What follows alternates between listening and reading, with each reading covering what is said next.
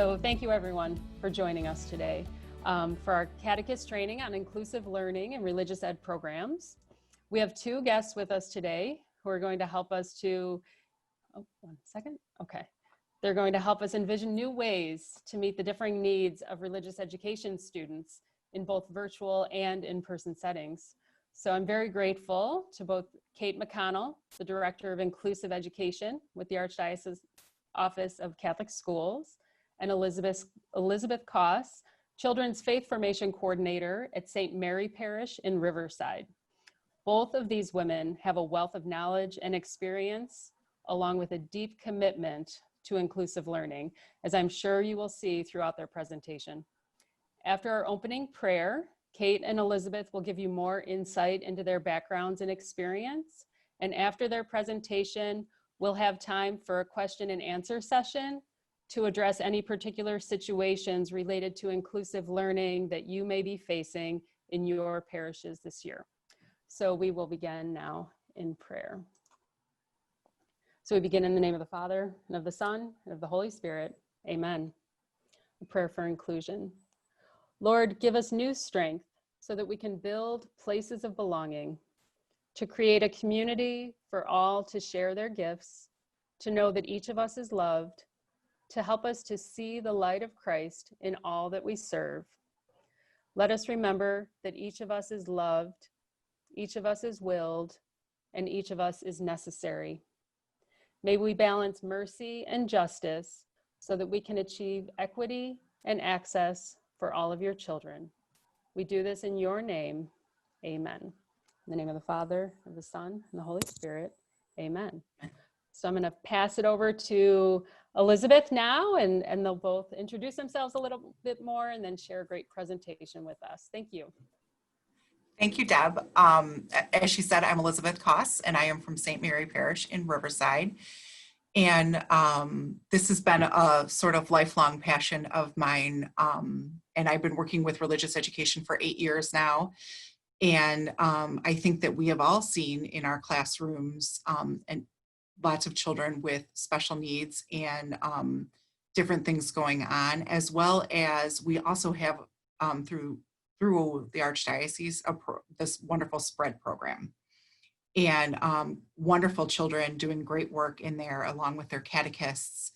And one of the things that is sort of near and dear to my heart is sort of breaking down the silos that exist, not just between the spread program and religious education, but also between the school and religious education. We happen to have a school here at St. Mary, and making sure that religious education is really taken more universally and not just the school has a program, religious education has a program, spread has a program, and all these things are operating independently. I think that working together is a much better model for us as we work with students.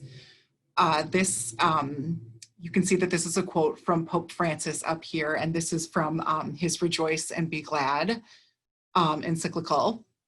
And it says, "Let us allow the Lord to rouse us from our torpor, to free us from our inertia. Let us rethink our usual way of doing things. Let us open our eyes and ears, and above all our hearts, so as not to be complacent about things as they are, but unsettled by the living and effective word of the risen Lord." And this really speaks to me right now in this time of pandemic, because I spent the first part of the pandemic, as did a lot of people in our office, thinking a lot about all the things we can no longer do. We can't meet in person. We can't have big groups. We can't do things the way we used to do them. And a little while ago, we as an office made a decision to completely flip the switch on that and to really start focusing on all of the things we can do now.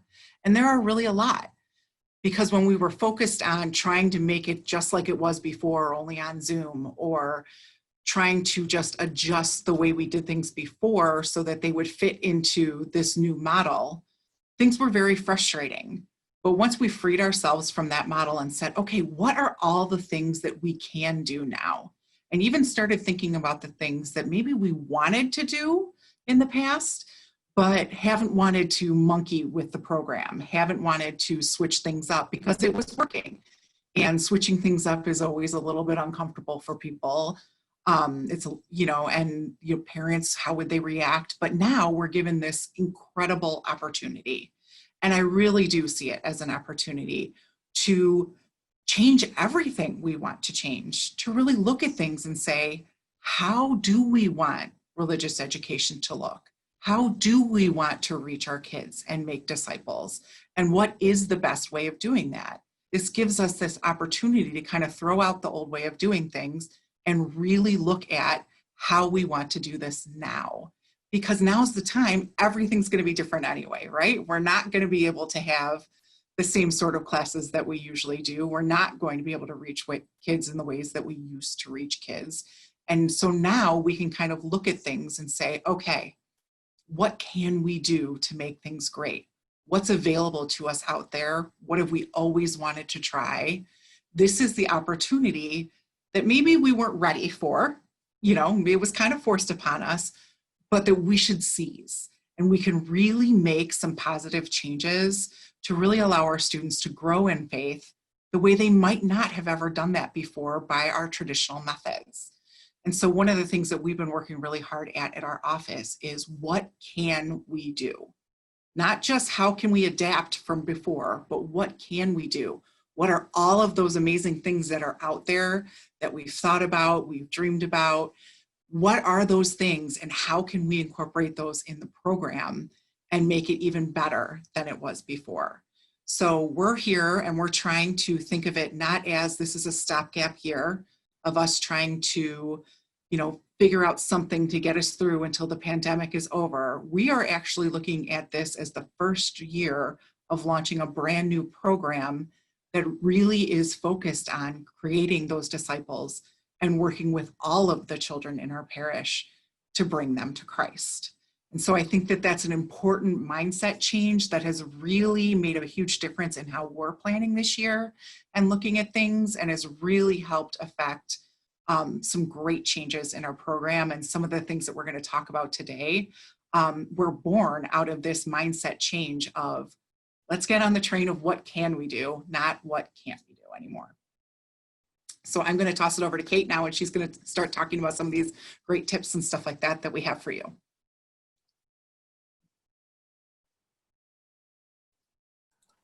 Thank you so much, Elizabeth. Yes. There we go. Okay. Sorry. So thank you so much, Elizabeth and Deb. Yeah, I'm muting myself because I do have two parakeets, and one is named Beyonce after the very well-loved and diva-esque singer Beyonce. Every time I start talking, she starts screaming because she likes the attention. So I do apologize in advance. And if you need to remind me to unmute, please do so. So I love what Elizabeth and Deb have said so far. Again, I'm the Director of Inclusive Ed at the Archdiocese of Chicago. And as I shared with Deb and Elizabeth, I actually was a public school student who went to Sunday school. But even though I went to Sunday school at St. Joseph's Catholic School, I felt like I was a student of St. Joseph. And I think that's one thing that we all want for our students, is for them to feel that all are welcome. And when I first started at the Archdiocese, I was in the fortunate position of somebody had canceled their interview with Father Greg, so they pulled me in, and I got to introduce myself. And what Father Gregory had shared with me is, you know, Kate, Catholic means all are welcome. And I think that that's, if that's something we can keep in mind, it helps us to be more inclusive in our programs, whether that it's a Sunday school program, it's a program within the school day, and I'm calling it a Sunday school program. I know it's a religious ed program. I'm from Baltimore, we called it CCD, so when I say Sunday school or CCD, know that I mean religious ed. But Catholic does mean all are welcome. Another quote that I love to share with people is the idea that is shared in Matthew, that whatever we do for the least of our brothers, we do for all.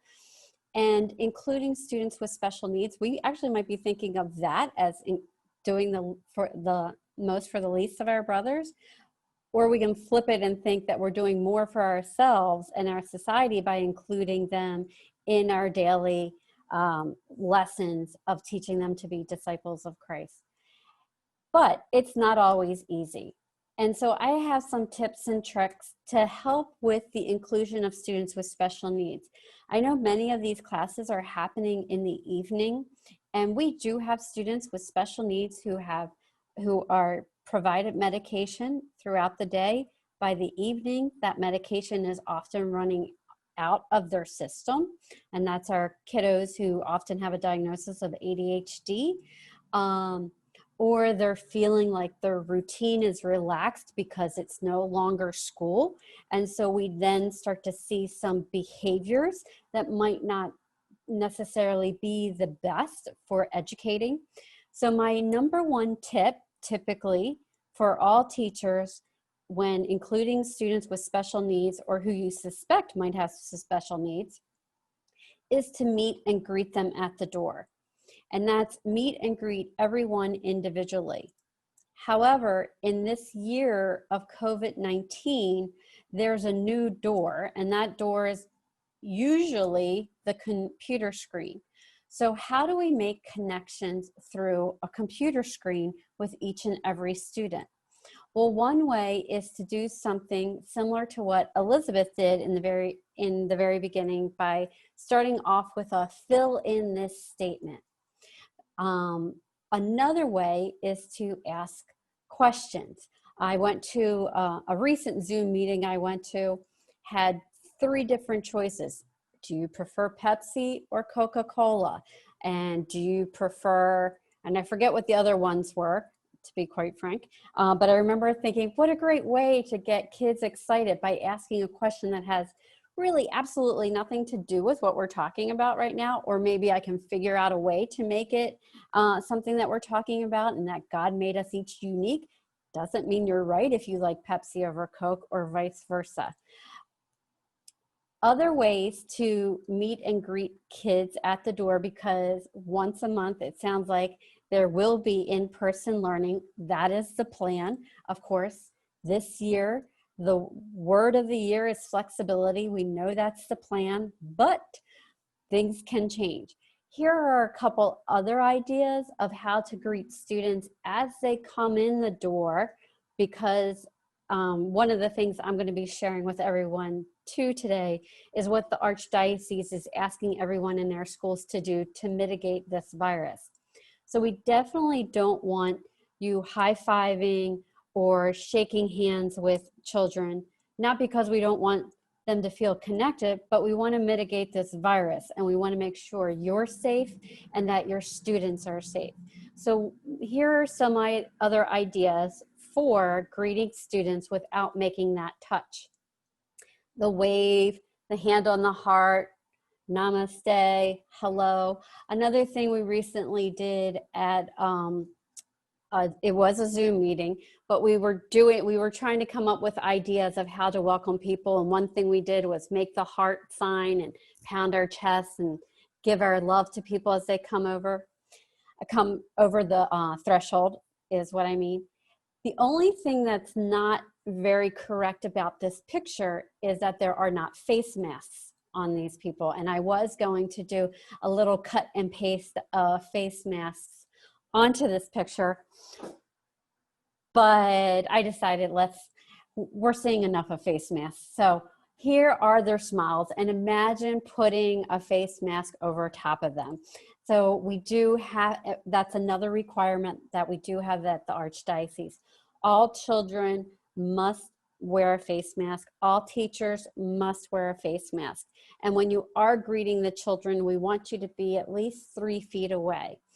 That's not to be cruel. It would sound cruel in a year when we don't have COVID, but in this year, it's really important that we're keeping each other safe and healthy. I did want to share that I'm very passionate about including students with special needs into every environment that we can include them in. There are some diagnoses where children have a hard time handling a mask on their face.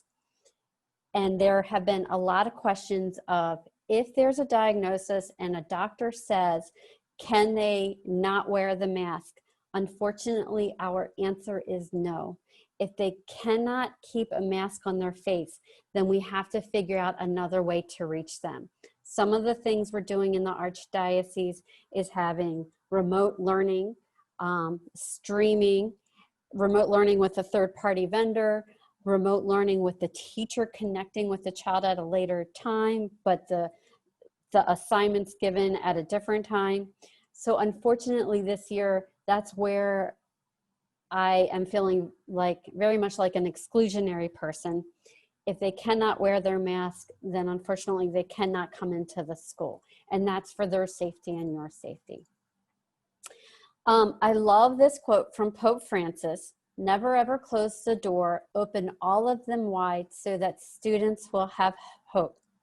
This leads me to the second tip that I often share with general education teachers for how to best include students with special needs. And it actually, I think, works with most students, and I think most of us.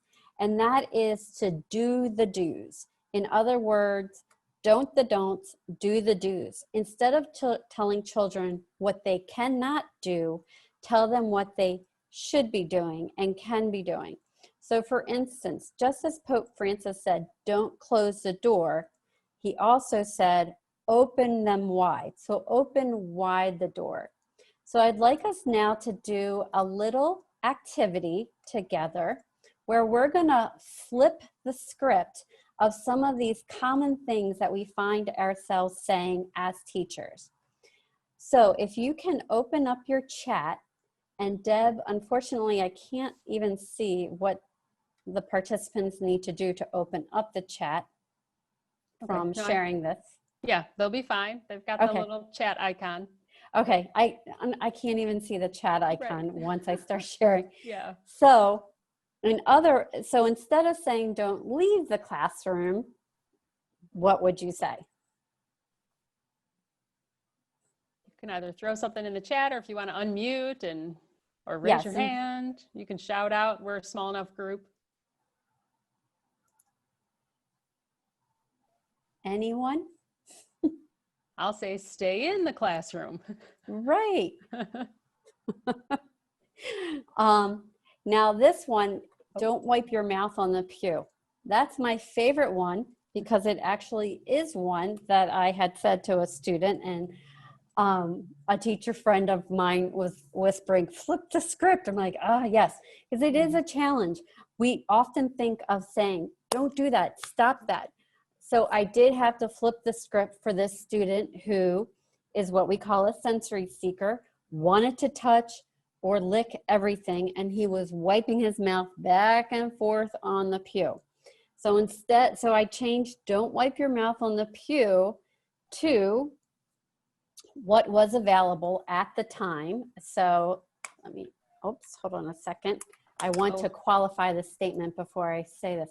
So Sister Kathy, I'm concerned I might frighten you with what I'm about to say, only because I never had the chance to go to Catholic school, but my mother did. And instead of saying, don't wipe your mouth on the pew, I would say, wipe your mouth on your sleeve. Because at the time, we weren't thinking tissues or anything because he didn't have a runny nose. So wipe your mouth on your sleeve instead of the pew because it's your sleeve. I've got another, Gloria threw something in the chat. She said, keep your mouth away from the pew. Perfect. Yes. That's another way. Yes. Put your mouth on your prayer hands is another one too. Now we have don't use your sleeve to wipe your face. So what could we say there?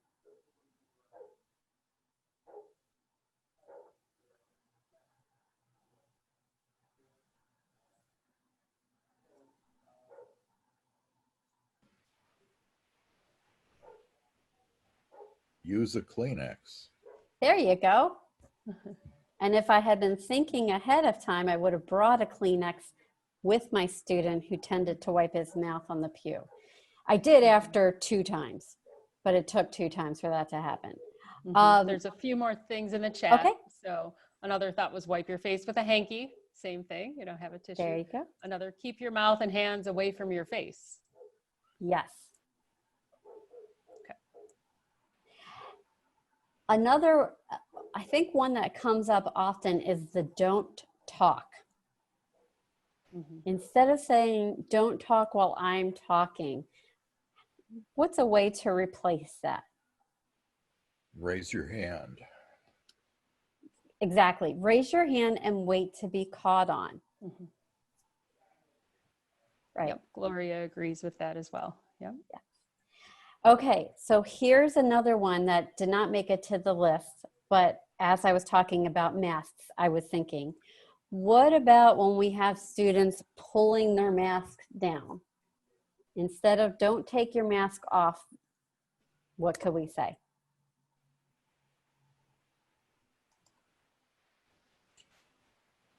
Remember to keep your mask on. That's something Gloria threw in the chat.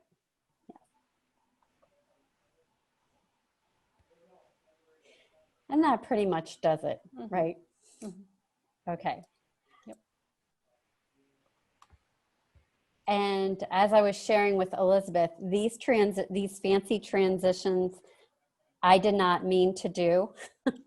I think PowerPoint did them, but I hope you're enjoying them. All right, so my last inclusion tip is to teach everything. In other words, when you find yourself saying or thinking to someone, to your kids, you should know how to do this, or I shouldn't need to teach you this, or you're silently celebrating when a child calls in absent because they keep doing things that they shouldn't be doing. They really might not know what to do, and we really need to teach them what they should do. They might not, most of the students who I believe are in the religious ed program are public school students. In Chicago right now, all of those students are remote learners. So when they come into the school once a month, they probably are not going to know what's expected of them. So it's really important to them that we do share the various things that we're requiring of all of our students in our schools to do to make sure they're staying safe, which is we're keeping our hands on our own supplies at all times. We don't want our kids sharing this year. In the past, we said sharing is caring. This time, not sharing is caring. So using your own supplies is caring, although it doesn't rhyme. So we have to think of a better rhyme, but we want our kids to only be using their own supplies. When you come into most of our schools, all the desks will be facing forward, and there typically is masking tape or something on the floor. That's the child's bubble. So you want to make sure that the child's staying in their bubble. And when it's time to get up and move to go to the bathroom or dismiss, they need to be staying 3 feet away from each other. Every time they come into the classroom, we want them washing their hands. Every time they leave the classroom, we want them washing their hands. So it's good to just build in a routine of every time you cross the threshold, there's something that's being done. When you cross the threshold, you're either doing that hello and washing your hands so that they start to get used to every time they leave or go through a doorway that they're washing their hands. Because what the epidemiologists who are working on a reopening plan are telling us, and I think you probably are seeing this in the news as well, the number 2, but they're tied for first, one way of mitigating this virus is keeping on a mask and washing your hands often. So we know it's going to be tricky. We know it's going to take time away from the lesson. And I think Elizabeth is going to talk more about this in a bit. But like I said, our word for the year is flexibility.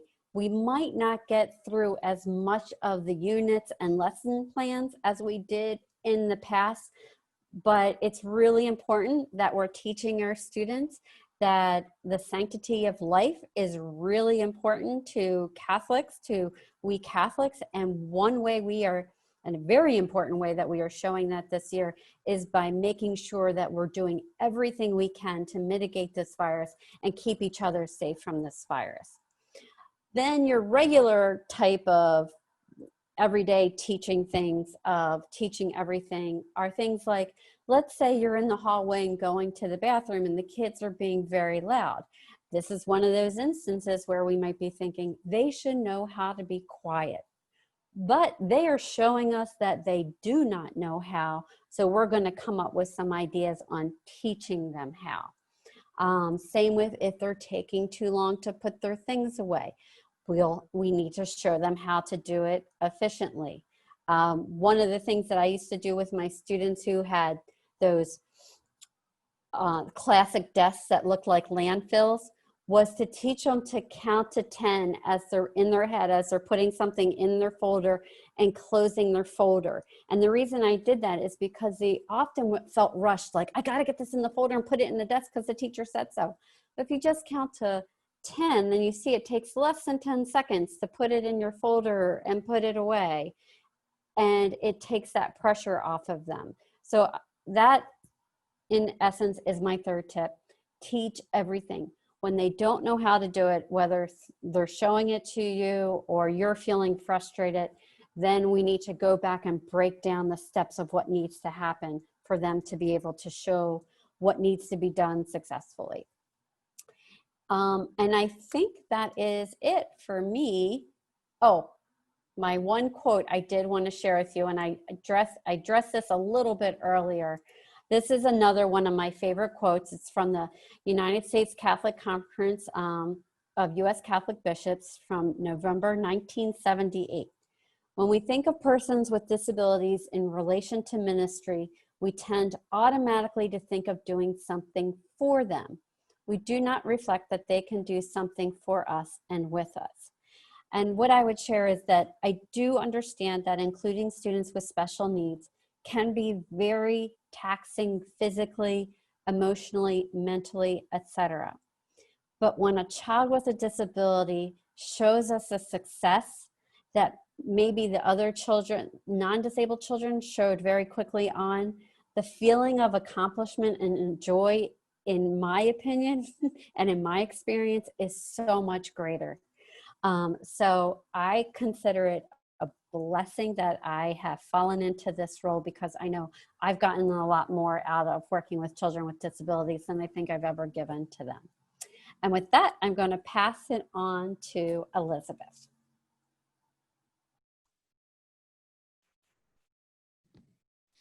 So I'm going to share some things that we're doing here in our program that we find have worked well, especially working with kids with special needs. I think the important thing is that when we look at our class time, our normal class time is usually an hour and 15 minutes. And an hour and 15 minutes on Zoom is too much for me, let alone for anybody, for everybody else too. So I think that when we're talking about virtual classes, we should think of those more as check-ins with the students, checking to see how they're doing, what they're doing with their work, how they're doing. We are actually going to, and we'll get to this in a minute, we're actually dropping little packets off at their house for them to work on with their families. And so using these virtual Zoom meetings as check-ins. So shooting for about 15 to 20 minutes of being online, I think, is a good rule of thumb. I think once you get past that, you're going to start losing kids. And I think that, for some of our children, depending on what their needs are, it may be better to just do a one-on-one check-in with them as opposed to trying to do it within a group. Sometimes seeing a big group of people might be too distracting for some of our friends. So we need to kind of consider that as we're doing things.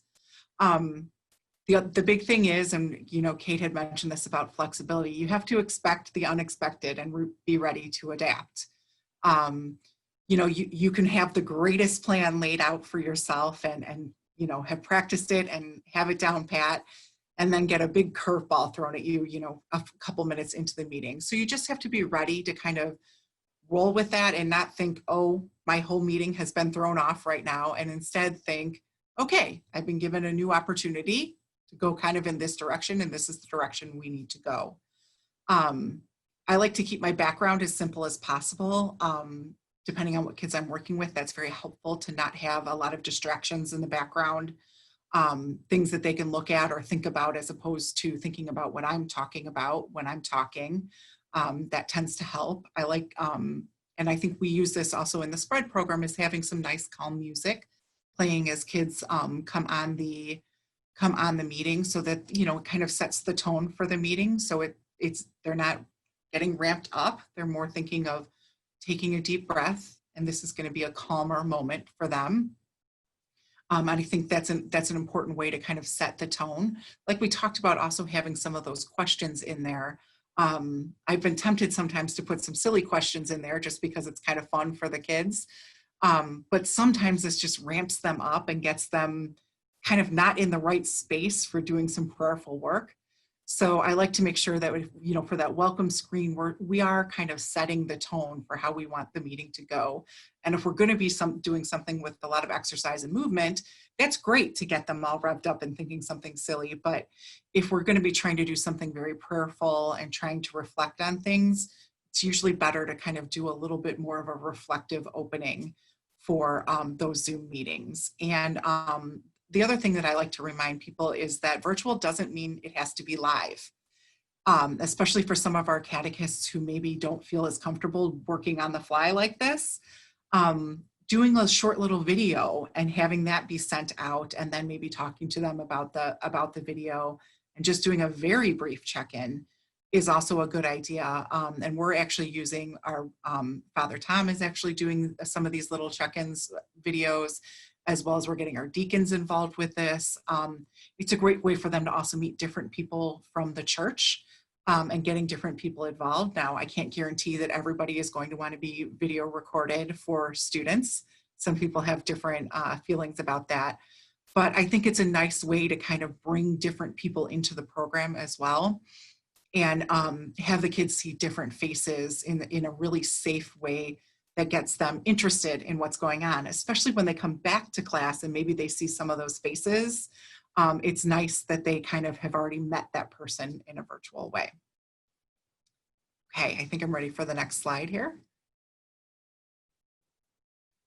Perfect. And these are just some ideas that we have come up with for what you can do on a meeting. We talked a little bit about music, but you can also play some music that the kids have loved in past classes. So bringing a familiar song or a familiar hymn to them reminds them of their, you know, of what they've done before in class, and gives them a great opportunity to kind of click back into that moment and remember what it is that they're doing and what this group is a part of. As I said before, we're going to be dropping things off at their house, so it's also a good opportunity for them to do show and tell. What have they been working on at home? And kind of everybody gets a few minutes to share what they've been working on for their religious education at home. I talked about singing the favorite song, but also using props. We do a lot of, you know, especially in our spread meetings, we have, you know, that time to kind of wind down and do some reflective playing when you come in. And we use the tangram puzzles, and there's bubbles and running water and things like that. And this is a great opportunity, again, to show them those things, to remind them of their classroom when they come back to it. It's always a good thing to make those connections. It's always great to pray together. I think, you know, sharing a prayer, depending on the children, you know, in the meeting, you can also ask them to help share a prayer and give them maybe a job to do for that meeting. It's always a good idea to share the scripture, Bible stories, things that they can connect to in that way. And maybe even consider doing your presentation or your meeting from the space where they usually do their learning. Again, this is a great way to make that connection of the space that they usually are in for this meeting, even though it's virtual. And like I said, having the parish priest film a short video, or, you know, people that they work with often or see often, having them film a video is also really fun to show them and then kind of talk about for your meeting. I think we can flip to the next one. So this is a sample of a plan that we have for a Zoom meeting. So we have, and Kate really touched on this, that it's really important to greet people as they come on the meeting. So when you see that, when you see them pop up, to say hello to them, let them know how happy you are that they've joined you. Because they have other things they can be doing, but they're here with you and they're taking the time to get together. And I think that that's important, to make sure that you're greeting them and making them feel welcome, even in the virtual space. And then we open with a sign of the cross and a brief prayer. We would ask each student to share an at-home project. They don't have to share this project if they don't want to, but giving them an opportunity to have a minute to talk to their friends. We try and stay on topic with these things, but sometimes things veer off a little bit, and that's okay.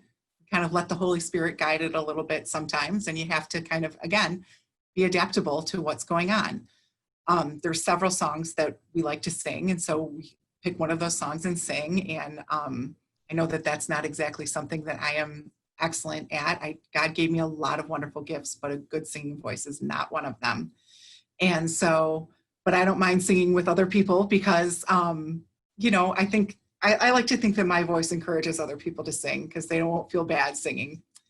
So then we'll share a Bible story. And I think, definitely for the beginning of the year, we're going to start with some of their favorites to kind of, bring them back into that and have them start thinking about some of the things we talked about before and the important sort of characters from the Bible that they've come to love, and then give them a chance to talk about what they like about that story or what they remember about that story. Again, just making them feel welcome and warm in the virtual space, and then doing a closing prayer.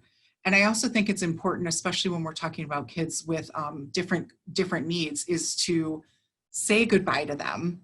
We would say goodbye to them as they leave the classroom, right? You would usually, wave goodbye to each student and say thank you and say see you next week and all that good stuff as they leave. And that's something that kind of gets lost on a virtual platform. But I think it's important to still say that to each of the children as they leave. Just kind of giving them, again, an individual moment, saying goodbye, saying thank you for joining, and saying, we hope to see you again soon on this meeting. I think for children, they need to feel that specialness. They need to, and this goes for all children, not just children with special needs. They want to be known. They want you to know their name. And I think that when we take the time to just use their name and say thank you and hello and goodbye, it gives them a sense of feeling special. And that's what we want as these children both come into these meetings and leave these meetings. So that's an example of just a very brief, and you can see, I think it's about 17 minutes, just a very brief meeting. Oh, you can go to the next one, it's fine. So I mentioned that we're doing drop-off bags for some of our students with special needs. And this is an example of one of them. We have a student that loves to come in and fill the vases with the water, loves the sense of it, and then also loves the scent of the flowers. And so he does that for us at each of our meetings. He puts, when he comes in, he comes and he puts together the flowers. So one of the things that we're doing is we're dropping off just some flowers, a little wooden vase, and some instructions and a note from the catechist so that he can do this for the meeting. And one of the things that we've suggested as sort of a family project around this is for him to do this and then be a part of setting the table at home for a meal or a snack. It doesn't have to be a big formal thing, but for him to put the flowers there the way he would normally for a meeting, and then either take a picture of it or draw a picture of it, something that he can share with the class for how he did that if the actual flowers in the vase are not available for him anymore. But this also draws the rest of his family into the project. And he can talk about why flowers are important when we set the table and what that means. And it shows that we're doing something special and we care about the people who are at the table with us. And these are some of the things that we've talked about a lot in the program. And so he is very aware of these things and loves to talk about these things.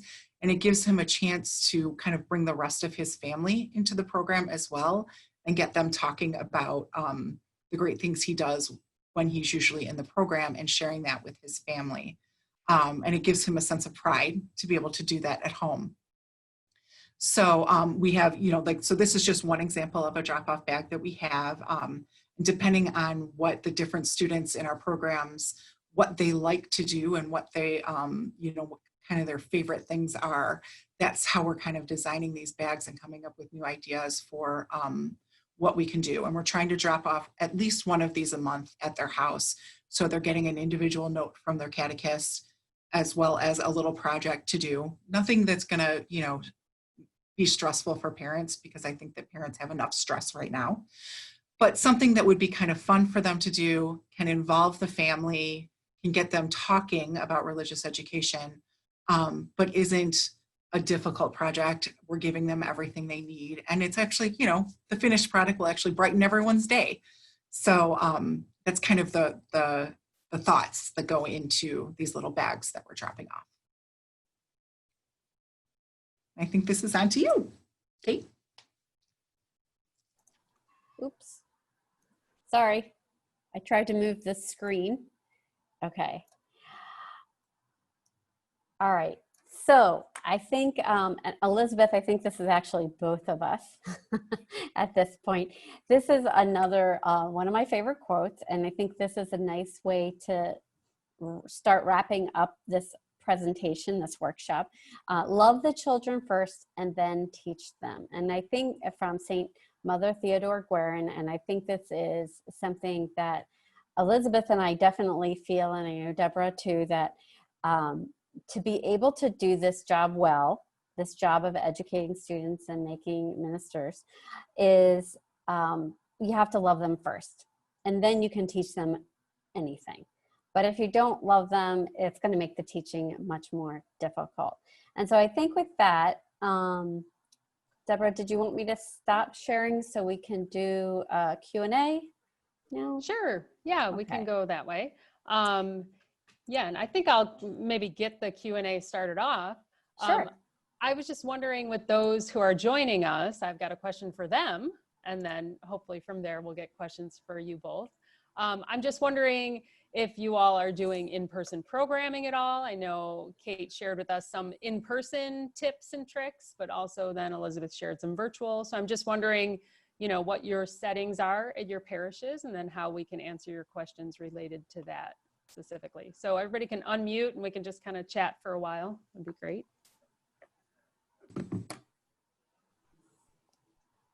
At St. Peter, we're doing virtual. Okay. Yeah, I'm at St. Peter. We're going to be doing virtual on Okay. Saturdays. Mm-hmm. And then I'd say even a follow-up question to that then, do you have students in your programs with special needs, or, what's been your experience, or do you have spread programs for students at your parishes?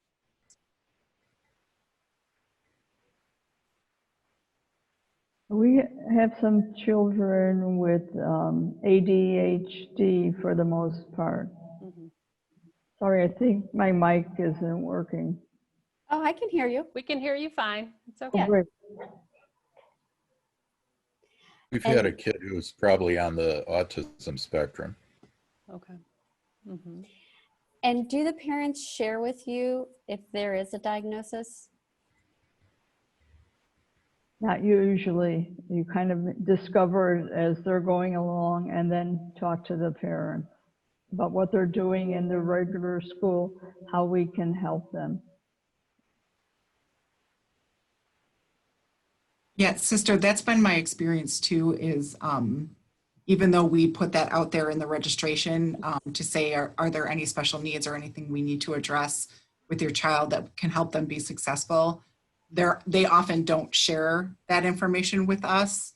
And it's something that usually our catechists stumble upon, wonder about, connect with the parents, and then come to find out that there are some things there that can be addressed. And I would agree with you that working with the parents is a really great way to start that discussion, to find out, just first of all, what has worked, what has worked for you, and what has worked for your child. Another thing is we have 2 different sessions for religious education. And like Kate mentioned, with especially with ADHD medication, we have a Tuesday evening session, and then we also have a Sunday morning sessions. And we always recommend to parents that the Tuesday evening session, especially because it comes right around dinner time too, which is just a confluence of bad things then for children, they're hungry, they're tired from a day of school, and they do have medication that may be wearing off or running low. And so that Sunday morning might actually be a better option for them to be successful in class than that Tuesday evening. So trying to kind of switch them over to a different schedule can often be helpful. My experience is that on Saturday, they keep the medicine from them because they're on it all week. So we have class on Saturday morning and they're not medicated. So sometimes that has an effect on their behavior. Yeah, definitely. And many doctors actually recommend a weekend break from the medication. But I know that can make it very challenging.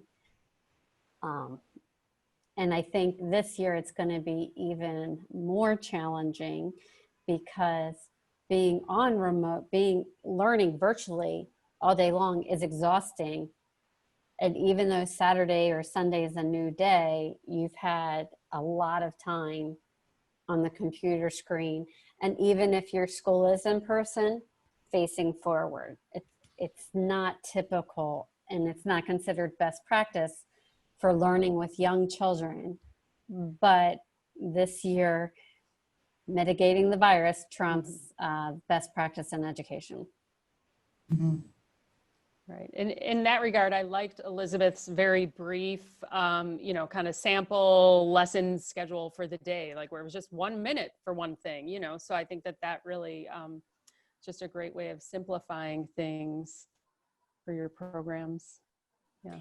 And sharing a schedule like that can be very helpful, especially for those kiddos with ADHD or who are on the spectrum. Like, a reminder as you go, we're going to do this for 1 minute. Right. We can all handle 1 minute, and that can be very helpful. Mm-hmm. Mm-hmm. And that's also something that you can use to, like there's one boy in our program that I know would love if I started the meeting and I said, okay, please be our timekeeper. Oh, yeah. Help keep us to our time schedule here. That's something that he has a very strong skill set in and would do well. And so giving him that job to kind of, to be a part of the meeting, he would love that. And so that's also a way to do things. And when you mentioned the being on screens, one of the things I like to do with the kids is we do a scavenger hunt in their house. So I'll just have a couple of items that I'll say, okay, I'm going to give you all, we're going to do a scavenger hunt here. Everybody go and find their family Bible. And then all the kids leave their screens. Usually they leave them unmuted so you can hear a lot of scrambling and yelling and stuff like that. And they come back with their family Bible or, find a prayer you have in your house. Different things. And then again, that's not them just sitting in front of the computer with you. That's them running around a little bit and getting a little bit of movement. So kind of incorporating some of these movement ideas with, what you're doing also works really well to keep them from just sitting and staring at the screen. Mm-hmm. That's a great tip. So any specific questions related to, your upcoming programming for this year and the students with special needs? No, not so much. Yeah, I liked the idea of the maybe the polls at the beginning of your session for, just like for the meet and greet idea to set up some polls ahead of time. And those are easy enough to set up. And then the music. I know, Elizabeth, you mentioned like having, entrance music, just something in the background. And I remember doing that when we were in the classroom, like physically in the classroom. So, just as good when we're virtually as well. But those are great things, just kind of set the tone for the meetings. All right. Well, we don't want to cut it short if you have any specific questions, but we also don't want to keep you longer if we've covered everything. So, all right. Okay, thank you. Great. Thanks for joining us. We really appreciate it. Appreciate your time. And thank you, Kate and Elizabeth, for your time and your expertise and the tips. We appreciate that. I've recorded this, so we will share it out. And then you can share it with your catechists at your programs and just other catechetical leaders you might know. So there's a question in the chat here. Do you have a recorded virtual session or class so we can have an idea on how classes are conducted? So I don't know, Elizabeth, if you might have a couple, if you've recorded anything yet or not. I mean, I know we're not supposed to record sessions with students, but I don't know if you've done anything sample wise. Right. I'm thinking, I was going to say, I'm thinking that I haven't recorded anything just because of the students being on there. But I could, I'm about to do one with our catechists, so I could record that, because what I'm going to do is have them be this, act as the students and do it. So I can record that one and just get their permission, and then share that. As long as their permission, I can share that. Exactly. Yeah. If you don't mind doing that, I think anything that can help us have just an idea of what it can look like, for any different setting, that'd be great. Okay. Sounds good. Okay. Thank you all again for joining us. We appreciate your time. Thanks. Thank you. Thank you. Thank you. Thank you.